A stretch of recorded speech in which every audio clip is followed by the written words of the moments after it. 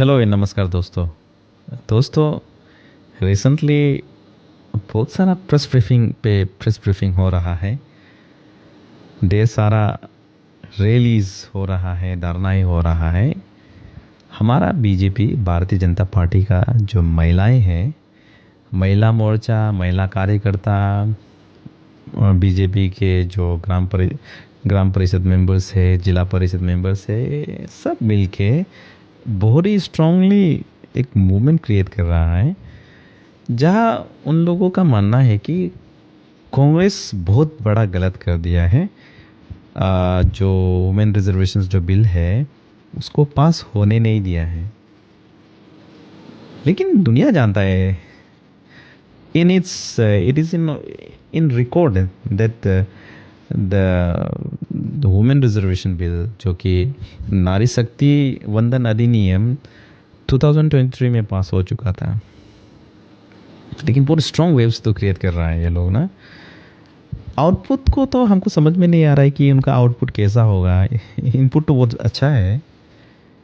I think मेरा मानना है कि इतना स्ट्रॉन्ग एनर्जी बहुत वेस्ट लग रहा है, सही जगह पर उनका इस्तेमाल नहीं हो रहा है। बेकार में प्रेस ब्रीफिंग कर रहा है, यूजलेस का धारणा ही कर रहा है। जो सही मायने में जो एक औरत का जो हक होता है, उसका क्लेम का जो सही इम्पैक्ट नज़र नहीं आ रहा है। उनका जो करने का जो जो एफर्ट है, एकदम हमको वेस्ट लग रहा है। कभी इस कांग्रेस सॉरी बीजेपी का जो महिलाएं हैं, उनको कभी सही मुद्दा पर आगे आते हुए कभी हम नहीं देखा है। अचानक से ये एक ऐसा मुद्दा पे आ रहा है जो कि ऑलरेडी कमेंट्स थे। हमको लगता है शायद वो अपना पॉलिटिकल जो लीडर है उनको खुश करने का कोशिश कर रहा है, बड़ा लीडर्स को।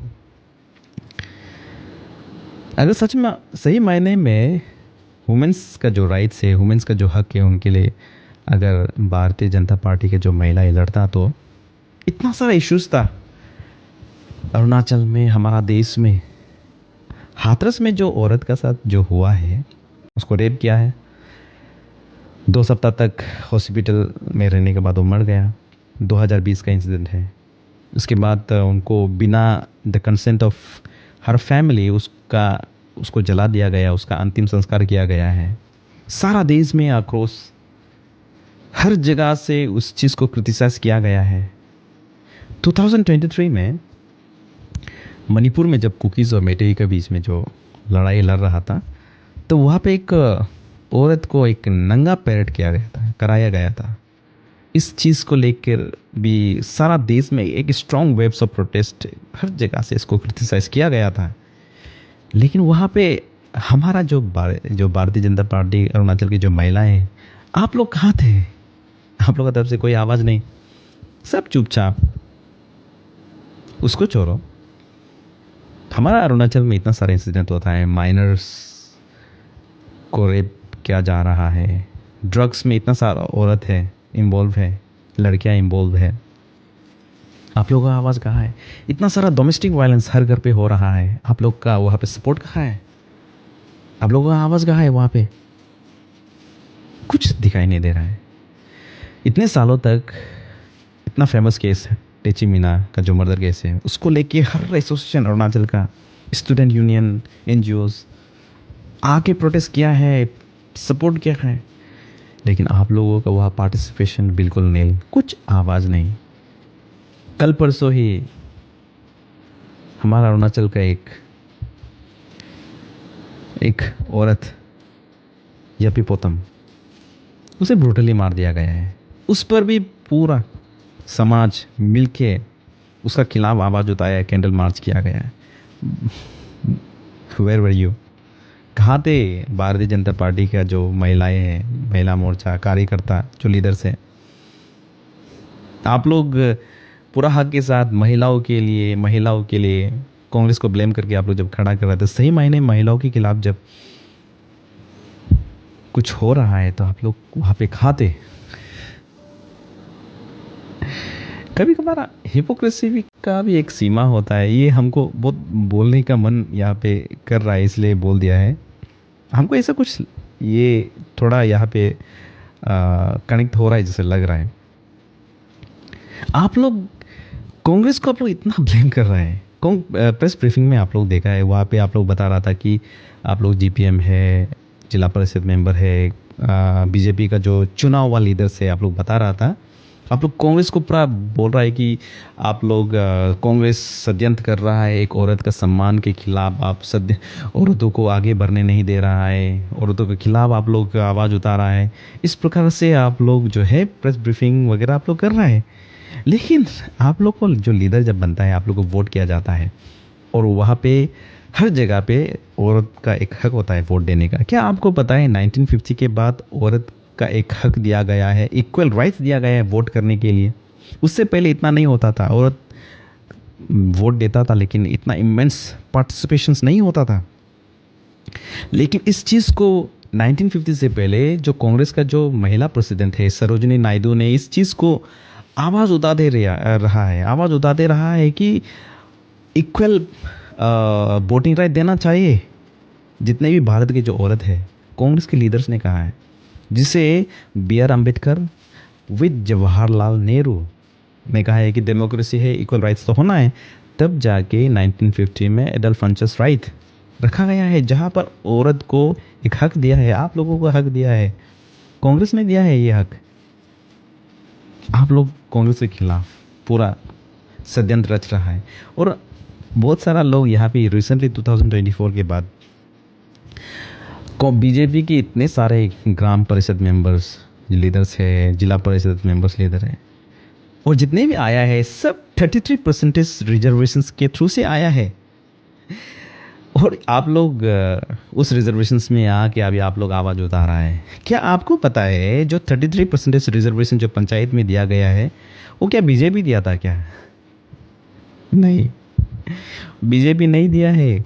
जो 33% रिजर्वेशन जो पंचायत में आप लोग एंजॉय कर रहा है उस हक को दिया है कांग्रेस ने। 1992 में नरसिम्हा राव जब प्राइम मिनिस्टर था उस समय 73rd और 74th अमेंडमेंट बिल पास किया है, जहाँ पर 33% रिजर्वेशंस रखा गया है पंचायत और म्यूनिसिपल में लीडर्स के लिए सीट्स रखा गया है, जिसकी वजह से आज हर जगह पे हमारा अरुणाचल जब भारत देश में पंचायत में औरत का जो ये है योगदान है लीडरशिप क्वालिटी में बहुत आगे आ चुका है।